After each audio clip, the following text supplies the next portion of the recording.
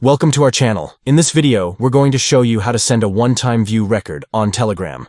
This feature allows you to send audio messages that can only be listened to once, adding an extra layer of privacy to your chats. Let's get started. First, grab your Android device and open the Telegram app. You'll want to navigate to the chat where you want to send your one-time view recording. Once you're in the chat, locate the record icon at the bottom right corner of your screen. Now, tap and hold the record icon. A menu will pop up, but what you need to do is swipe up. This gesture will unveil the one-time view option. Once you've done that, you'll see an encircled one icon at the bottom right of the screen. Go ahead and tap that icon. Finally, to send your message, simply tap the send arrow icon, and your one-time view record is on its way. It's a quick and secure way to share audio messages.